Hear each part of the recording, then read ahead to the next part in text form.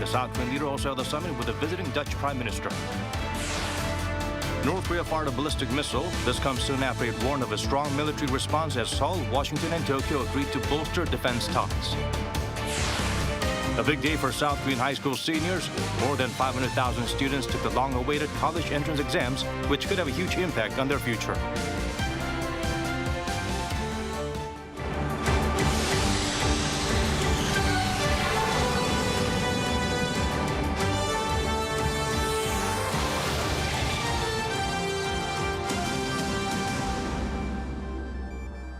Hello and welcome to our newscast. I'm Daniel Che. Let's begin with the top story at this hour.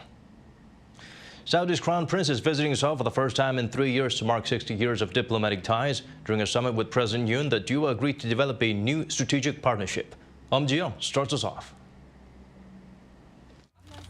South Korea and Saudi Arabia have agreed to strengthen cooperation and build a new future-oriented strategic partnership. This was during Thursday's meeting at the presidential office between President Yoon and Saudi Arabia's Crown Prince Mohammed bin Salman. The Crown Prince is visiting Seoul for the first time in 3 years, marking the two nations' 60th anniversary of diplomatic relations. President Yoon noted that Saudi Arabia is South Korea's biggest trading partner in the Middle East and is key to the country's economy and energy security. 양국의 관계가 또 새로운 단계로 도약할 적기라고 생각합니다. 양국 간 신성장 분야에 대한 투자, 또 네온과 같은 메가 프로젝트, 방산 수소 등 미래 에너지, 또 문화 관광 분야를 중심으로 한국과 사우디의 협력을 한층 더 확대하고 발전시켜 나가기를 기대합니다. The Crown Prince said he looks forward to continued cooperation, particularly in energy, defense, and infrastructure, as part of achieving Saudi Arabia's Vision 2030. He's also met with leaders of South Korea's major conglomerates, including Samsung Electronics Chairman Lee Jae-yong, SK Group Chairman Choi Tae-won, Hyundai Motor Group Chairman Jung Eui-sun, and Hanwha Solutions Vice President Kim Dong-kwan. At the top of their agenda was likely potential business partnerships for the $500 billion development of the megacity Neom. On the occasion of the visit by the Crown Prince, Saudi Arabia signed deals to invest billions of dollars in South Korean companies for projects that include Neom. Saudi-based Ashark TV quoted the kingdom's investment minister on Thursday, saying that Saudi Arabia has signed investment deals with South Korean firms worth some $30 billion. Seoul's Ministry of Trade, Industry and Energy also said South Korean companies ranging from railways to chemicals and pharmaceuticals have signed around 26 memorandums of understanding with the kingdom's government and businesses. They include the Shaheen project worth some $7 billion to build high-quality producing petrochemical facilities in the South Korean city of Ulsan, and a deal worth nearly $2 billion with Hyundai Rotem to build a railway in the planned megacity Neom. Ji-young, Arirang News. President Yoon also held a summit with the visiting Dutch Prime Minister during talks to upgrade ties to a strategic partnership for economic security and conventional security. A wide range of cooperation was addressed as well. Yoon Jung-min shares with us what was discussed. South Korea and the Netherlands will elevate bilateral relations to a strategic partnership. That was the gist of Thursday's summit between South Korean President Yoon Suk-yeol and Dutch Prime Minister Mark Rutte in Seoul in what was their second face-to-face since a sideline meeting at the NATO summit a few months ago. A range of cooperation was reaffirmed, centered on economic security, from chips, supply chains, clean energy, digital innovation, and artificial intelligence to nuclear power. 우리 두 정상은 경제가 안 보이고 안보가 경제인 시대에 양국 간 경제 안보 분야 파트너십이 무엇보다 중요하다는 데 공감하였습니다. In line with this goal, Mr. Yoon and Mr. Rutte had a separate meeting with key business leaders in the semiconductor industry ahead of their one-on-one. Also addressed were security concerns over North Korea's unprecedented level of threats as the two leaders aim for the complete denuclearization of the regime and vow a strong joint international response in the event of the regime's seventh nuclear test. As long as Pyongyang refuses to discuss complete and irreversible denuclearization, the international community must not release the pressure. So it remains essential that sanctions against the regime are implemented fully and effectively. They also condemned Russia's invasion of Ukraine, calling for a rules-based international order while renewing their promise for humanitarian assistance for the war-torn nation. Noting the importance of bilateral consultations, the leaders saw eye to eye on elevating a working-level political consultation dialogue to a ministerial-level strategic dialogue between the two nations. Seoul plans to co-host the upcoming session in the Netherlands on responsible AI in the military domain. Since a wide range of areas for current and future cooperation were addressed between the two men, Korea and the Netherlands are now set to launch active consultative bodies to bring about concrete results. Yoon Jung-min, Arirang News. President Yoon called on Dutch chip equipment maker ASML to invest more in South Korea. Ahead of the summit, he sat with officials and businessmen from both countries to discuss ways to expand cooperation on semiconductors, renewable energy, and defense. Yoon highlighted how the opening of ASML's repair and training center in Hwaseong can help improve competitiveness of the local chip industry. He emphasized the two countries could enhance stability of chip supply by building ASML's chip equipment manufacturing plants and R&D centers in South Korea. In response, the company's CEO, Peter Venink, said they are considering various opportunities in South Korea. North Korea fired a ballistic missile again. This came just hours after the regime warned of a stronger military response to the U.S. and its allies moving to strengthen defense ties over the weekend. For details, let's turn to our Beun-ji. At around 11 a.m. Thursday morning, North Korea fired a single short-range ballistic missile from its port city of Wonsan. This came 8 days after it tested a short-range ballistic missile last Wednesday. South Korea's military said the missile flew 240 kilometers at an altitude of around 47 kilometers at a speed of Mach 4. It reportedly hit an uninhabited small island in the East Sea called Alsom Island, a target that's typically used by North Korea to test missiles. Seoul's military confirmed that it actually held a missile defense drill with the U.S. earlier in the day, and that it's still maintaining a strong defense readiness. Right after North Korea fired a ballistic missile, we shared information on the situation with the U.S., and we reaffirmed a strong combined readiness by conducting a combined missile defense exercise today. The Allies' Aegis-equipped destroyers were reportedly involved in Thursday's exercise. An official from the Joint Chiefs of Staff told reporters that this was something that was planned in advance and done before the missile launch. The official also said that this is an exercise that's been done before to bolster combined readiness, but did not provide further details. Just 2 hours prior to the launch, North Korea's foreign minister warned of more intense military responses should the U.S. continue strengthening its extended deterrence with its allies. In a statement released via North Korea's state-run news agency, Choi Sun-hee slammed the recent trilateral summit between South Korea, the U.S., and Japan. The leaders of the three countries issued a joint statement vowing to bolster deterrence capabilities and had agreed to share warning data on North Korea's missiles in real time. Choi said the regime's fiercer response will be proportional to military activities the U.S. has been conducting around the Korean peninsula, saying Washington is taking a gamble it will regret. She added the reaction will come as a more severe, realistic, and inevitable threat to the U.S. and the countries following it. Beun-ji, Arirang News. And at the latest UNSC meeting, Western countries criticized Russia for the war in Ukraine and said ultimate blame for missile landing in Poland lies with Moscow. The Kremlin countered by accusing Ukraine and Poland of trying to cause a direct clash between Russia and NATO. Yoon tells us more. The U.S. and its Western allies clashed with Russia over who is responsible for the missile that killed 2 people in a Polish village on Tuesday. During Wednesday's UN Security Council meeting, U.S. Ambassador Linda Thomas-Greenfield said that Russia was to blame. While we still don't know all the facts, we do know one thing. This tragedy would never have happened but for Russia's needless invasion of Ukraine and its recent missile assaults against Ukraine's civilian infrastructure. However, the Russian ambassador Vasily Nebenza hit back, accusing Ukraine and Poland of trying to provoke a direct clash between Russia and NATO.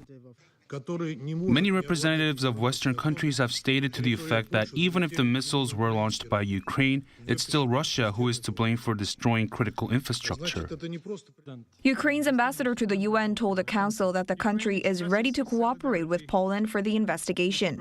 He also added that Russia's attacks were creating a humanitarian disaster that could spill beyond Ukraine. Meanwhile, earlier in the day, the leaders of Poland and NATO both said that the missile strike appeared to have been launched by Ukraine. They, however, stressed that it was unintentional. Based on what we so far know, this is most likely Ukrainian air defense systems or missiles. But again, this is not Ukraine's fault. Russia bears the responsibility for what happened in Poland yesterday, because this is a direct result of the ongoing war and the wave of attacks from Russia against Ukraine yesterday. Earlier, U.S. President Joe Biden also said it was unlikely the missile had been fired from Russia. But Ukrainian President Volodymyr Zelensky said on Wednesday that he did not believe the missile was launched by Ukrainian forces and asked for experts from his country to be allowed to go to the site for further investigation. Lee Hyun, Arirang News.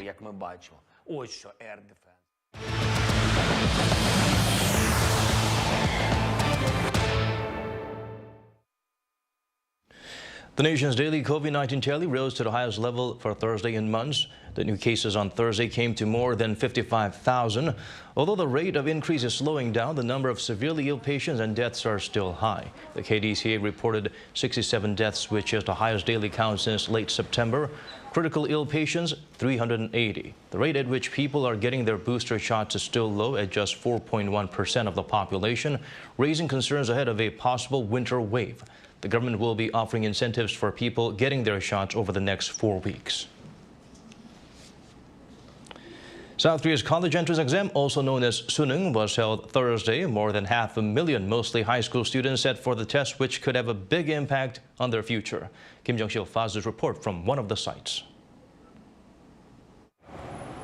What you see here is one of the 1,300 testing sites across the nation that on Thursday hosted more than 508,000 students. They arrived early in the morning, some by public transport and some driven by their parents. Some anxious parents stayed at the entrance even after their kids went inside. The Korean language exam, the first part of the test, began around 8:40 a.m. and the final test lasted until 5:45 p.m. So for some students, a total of more than 9 hours. The first section, Korean language, was so difficult I kind of lost my mind. I want to go home and take a nap. It's been an exhausting day. Suneung is in some ways similar to America's SAT, the French baccalaureate, and China's Gaokao. But unlike the SAT, Suneung can be taken only once a year in November. The reason it's so important is that some major universities in Seoul, where many test takers aim to go, accept nearly 40% of freshmen based only on their Suneung results. In fact, it's so important that the country basically came to a standstill on Thursday morning. Public offices and banks opened later than usual to prevent traffic congestion so test takers wouldn't be late. And planes were grounded to reduce noise during the English listening test, which lasted for about 25 minutes. Students will receive their official scores in December. Kim Jung-sil, Arirang News. NASA's Artemis 1 mission has sent its first image of the Earth from the uncrewed Orion spacecraft. Orion captured a view of Earth about 9 hours after it was launched Wednesday atop a Space Launch System mega rocket. At the time, the capsule was more than 92,000 kilometers from Earth, or about 1/5 of the distance to the Moon. NASA also released a view from inside the capsule showing a mannequin wearing the orange suit that astronauts will wear aboard the vehicle on its next flight. The last time a photo of the Earth was sent back from a crew capsule on its way to the Moon was during NASA's Apollo 17 mission back in 1972. The Artemis 1 mission will also be the first in 50 years to send an empty capsule around the moon. If it's successful, 4 astronauts will accompany the next mission in 2024. G-Star 2022 is now on, arguably the biggest game exhibition in South Korea. It brings together avid gamers and producers. Song Yoo-jin turns the spotlight to some of the hottest names introduced at the event. Game lovers here in South Korea have something to look forward to as the year comes to an end. That's because it's time for the annual global game exhibition G-Star, one of the most established game trade shows in the world. And the 18th edition kicked off on Thursday in South Korea's southern port city of Busan. Now, South Korea's biggest game exhibition is back in full scale for the first time since the outbreak of COVID-19. Now, this year, almost 1,000 companies from over 40 countries are taking part and running their booths so that this huge crowd of gamers can try out and enjoy the latest games. The key word this year is comeback. Popular Korean gaming giants are back like interactive game specialist Nexon after 4 years away. We haven't had the chance to interact with our gamers in person over the past few years. So for this year, we focused on providing a hands-on gaming experience. People coming to our booth can play our 4 new games, Mabinogo Mobile, Kart Rider Drift, Dave the Diver, and The First Descendant right away. Another domestic game developer, NeoWiz, made its return to the exhibition after 10 years away. Its booth features the highly applauded role-playing game Lies of P, which bagged 3 trophies at the 2022 Gamescom Awards, one of the most prestigious prizes in the industry. Exhibition regulars are part of the lineup, too. Like Krafton, the maker of the battle royale game PUBG. It's providing a sneak peek at an upcoming game that's been created by its independent studio.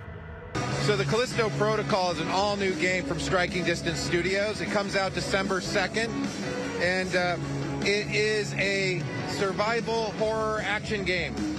And you get to experience this world, and basically the idea is survive the horror of a deep space prison.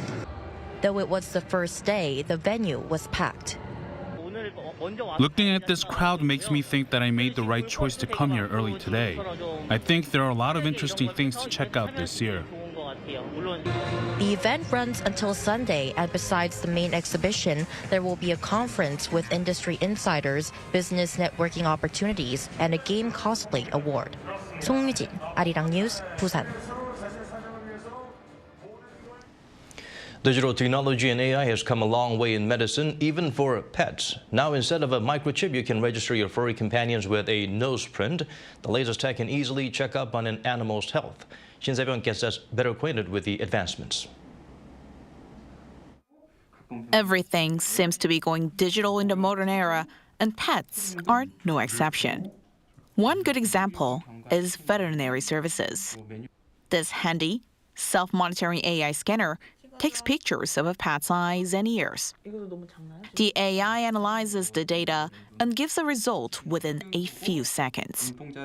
Using this, pet owners can detect external health issues quickly. The technology can improve disease prevention in pets dramatically. Also, this relieves stress factors caused by frequent vet visits and high costs. From urine to dental tests, a range of other self-analysis kits are also available. Scanning the result using a smartphone camera lets owners know if any disease is suspected. Online consultation with a vet is also available based on the result. Identifying pets has become digitalized too. Just like human fingerprints, dogs' nose prints are unique and don't change over time. Using that idea, a Korean startup developed a nose print recognition app for pets. If you scan your dog's nose, the AI automatically registers the nose print in the database. In this way, you don't have to microchip your dog to find it if it gets lost. The platform offers a number of functions to registered pets and owners. These include ID confirmation and reporting lost and found dogs. The app's developer says this technology has great advantages for both companion pet owners and even society. Using the app, you can register dogs and confirm their identities at any time without microchipping them. We believe this technology can build a world without lost or even abandoned dogs in the long term. The company also says the recognition technology can help pet insurance companies to offer plans at affordable prices with a much easier pet identification process. Digital advancements are not only benefiting humans, but also making life better for pets too. 신새벽, Arirang News. People with developmental disabilities are often overlooked in society, limiting opportunities for them to shine. Two cultural performances bring this group into the conversation and shows what they can create. Kim Hyun-sung has the full story. This harmonious melody comes from the Heart to Heart Orchestra, a one-of-a-kind orchestra where all the members have developmental disabilities. People come with low expectations, but they leave touched because we show them a higher quality of music. In my opinion, the members practice 30 times as hard as a regular professional orchestra to come to this level. Developmental disabilities often stunt learning and communication skills, which add another hurdle the musicians must overcome. Right, as far as I know, there are no match in the world because, as we know, to make harmony, the most essential part is to communicate to each other among the members of the orchestra. But they lack the communication skills. I started the violin when I was 13. It makes a beautiful sound with the bow. The violin is like a good friend of mine. The orchestra has performed more than 1,000 times since 2006. It has toured around the world, from New York's Carnegie Hall to Washington, D.C.'s Kennedy Center, touching the hearts of audiences worldwide. And most recently, the orchestra once again inspired audiences on Wednesday night at the Seoul Arts Center. Well, basically, they are such a lovely group to work with. They're brimful of enthusiasm, and their love for music is evident in all throughout the rehearsals. So things don't have to be perfect to be beautiful. I learn a lot from these musicians, and I'm so happy to be part of this experience and to be making good music together. Here, music serves to bridge the social gap between who's defined as disabled and non-disabled, and as a way to alleviate some of the social prejudices towards people with disabilities. Director Shin Jae attempts to achieve this through a performance called Characters. This show isn't your typical production. It has no discernible story or plot. It just opens a door into the lives of people with developmental disabilities, and it provides the stage for the disabled to freely express themselves. A show is just a time to meet new people and tell new stories. This production is just a time to meet 11 new people who are part of this act. They've been creating art in their daily lives, and that process was just moved onto the stage. Making to show to audience, it's not just we can see the disabled people just backside. We can include them in here. We can be together. At the end of the show, the audience spilled onto the stage, breaking down the invisible barrier, and all danced together with the show's characters. The show will run until this Sunday at the Sejong Center. Kim Hyun-sung, Arirang News.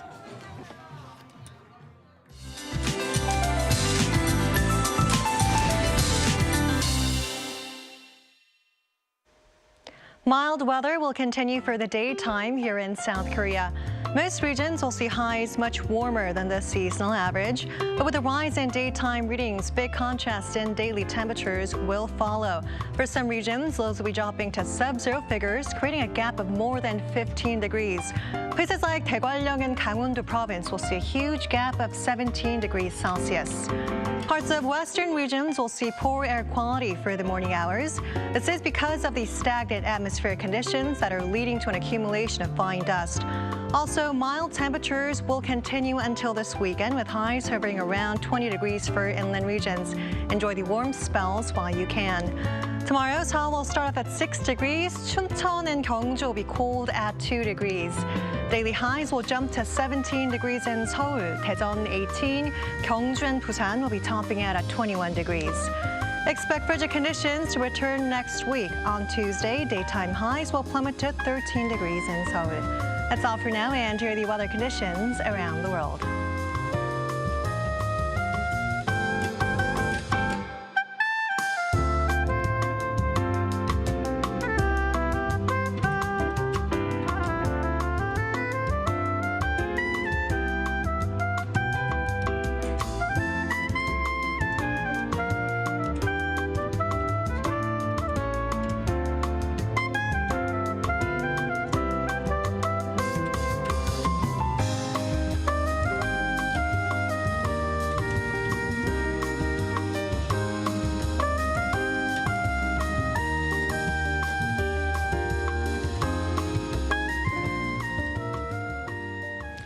And that's all from us. As always, thank you for watching.